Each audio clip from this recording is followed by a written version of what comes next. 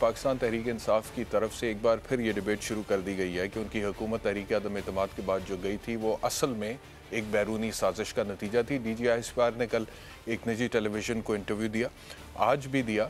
उन्होंने कंस्पिरेसी के हवाले से क्या कहा वो पहले आपको दिखा देते हैं, उसके बाद PTI वाले क्या कह रहे हैं वो आपको दिखा देते हैं, फिर कुछ हक़ाइक़ डिस्कस करते हैं। सबसे पहले मेरे ज़ाती ख्याल में DGISPR की स्टेटमेंट के बाद ये डिबेट ख़त्म हो जानी चाहिए, क्योंकि ये इतना पावरफुल स्टेटमेंट है DGISPR का, जिसमें वो कह रहे हैं कि ये राय नहीं है जो मैं दे रहा हूँ, ये इंटेलिजेंस बेस्ड इंफॉर्मेशन है। और जब वो ये कहते हैं कि इंटेलिजेंस बेस्ड इंफॉर्मेशन है, इसका मतलब ये है कि पाकिस्तान की इंटेलिजेंस एजेंसीज़ ने इस चीज़ पर काम किया है। उसके बाद उन्होंने तहकीक की, इन्वेस्टिगेट किया, इंटेरोगेट किया तमाम तर सलाहियत के साथ, उसको बरूए कार लाते हुए, और इवेंचुअली इंटेलिजेंस बेस्ड इंफॉर्मेशन दी गई है नेशनल सिक्योरिटी काउंसिल को कि इसमें कोई साजिश नहीं है। मतलब कि this is a very conclusive, powerful, non exhaustive statement. इसमें आप ये नहीं कह सकते कि इसमें किसी किस्म के कोई शकूक व शुबहात उन्होंने छोड़ दिए। और वो ये कह रहे हैं कि मेरी खुद की राय नहीं है, और ये इस वजह से उन्हें कहना पड़ गया क्योंकि असद उमर साहब ने आज एक शॉट में ये कहा कि सियासतदानों को सियासी मामलात पर आप बहस करने दें या बात करने दें। ये तो मैं पहले दिन से कह रहा हूँ मैं कि जी ये national security is not politics. National security सियासत से बालातर है। नेशनल सिक्योरिटी बहुत इंपॉर्टेंट चीज़ है। आप अपनी ज़ाती सियासत के लिए कौमी सलामती के साथ नहीं खेल सकते हैं। आप अपनी ज़ाती सियासत के लिए कौमी सलामती को इस्तेमाल नहीं कर सकते। बहरहाल असद उमर साहब ने क्या कहा आज ये सुन लें सर। ये सिर्फ फौज का काम नहीं है कौमी सलामती का दिफा करना, बल्कि अव्वलीन जिम्मेदारी तो बनती है मुंतखब जो लीडरशिप है कौम की, जिसको अवाम ने वोट देकर भेजा। सियासतदानों को आपस में सियासी मामलात जो हैं उनसे डील करने देना चाहिए। अगर बार बार इन सियासी मामलात की तशरीह अगर DGISPR करना ज़रूरी ना समझे तो मेरे ख्याल में वो फौज के लिए भी अच्छा होगा और मुल्क के लिए भी अच्छा होगा।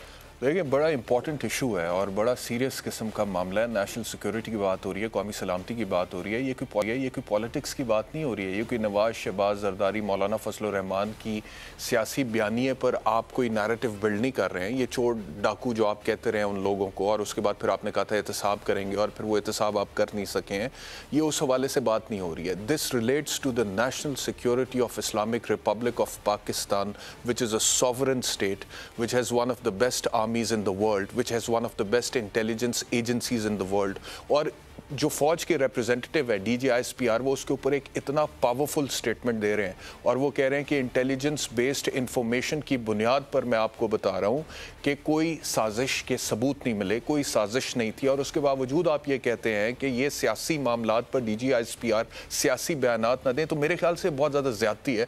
असद उमर साहब को मैं बहुत रिस्पेक्ट करता हूँ, one of the finest people जो कि पाकिस्तान तहरीक इंसाफ के पास हैं।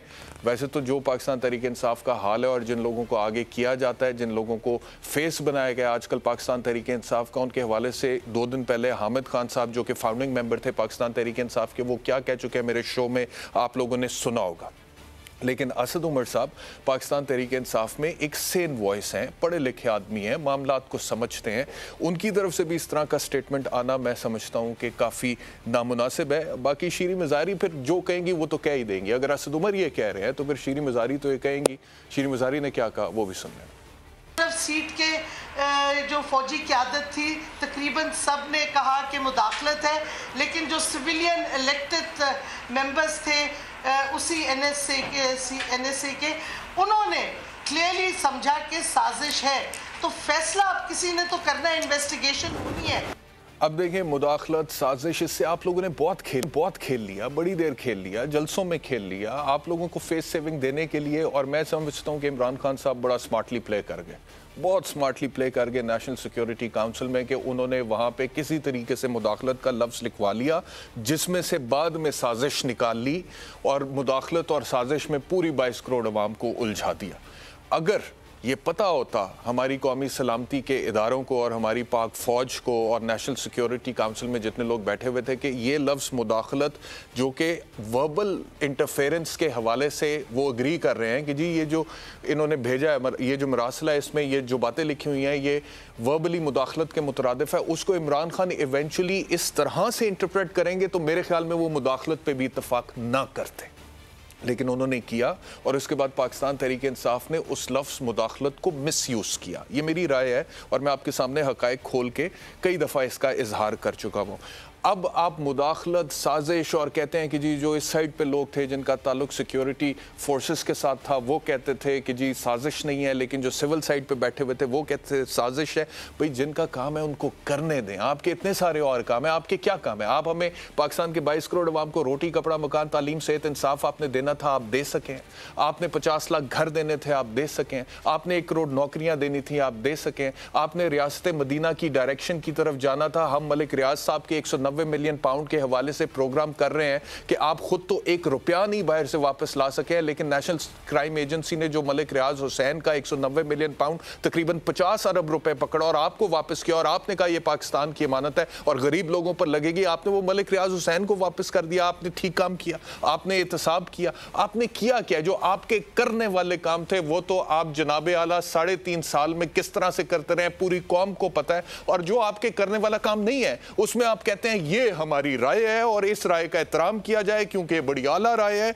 और वो कह रहे हैं, असद उमर साहब ने भी कहा कि नेशनल सिक्योरिटी सिर्फ फौज का काम नहीं है। भाई ठीक है, नेशनल सिक्योरिटी में सिविलियन गवर्नमेंट का भी अपना किरदार है, but how can you enforce your opinion upon N intelligence based information?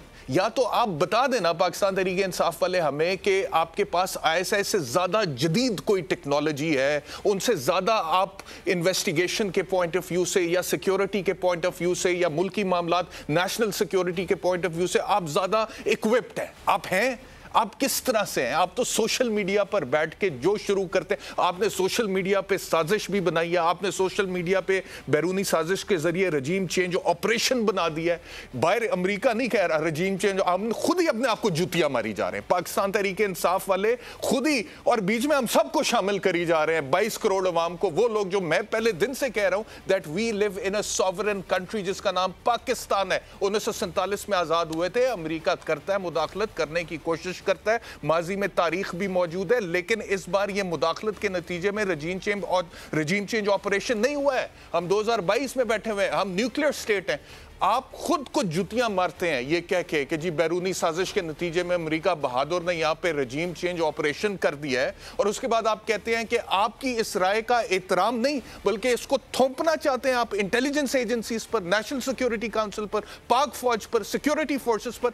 How can you consider? मुझे पता है कि पाकिस्तान तहरीक इंसाफ को बहुत ज्यादा सुपीरियरिटी कॉम्प्लेक्स है, क्योंकि आप हमेशा से अपने आप को कंपेयर करते चले आए हैं दीगर सियासी जमातों के साथ।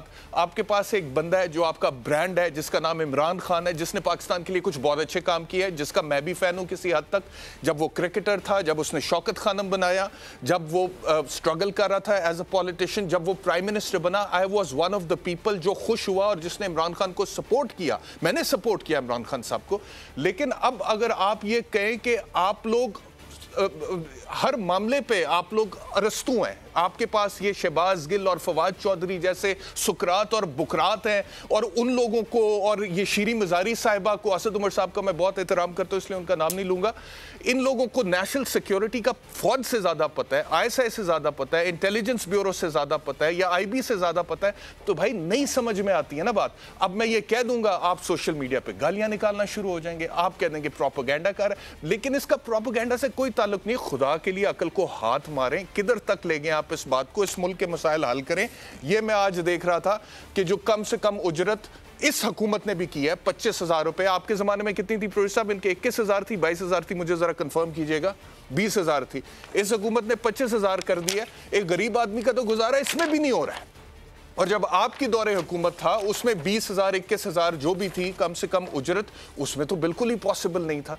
ये मसाइल हैं आपके देखने वाले।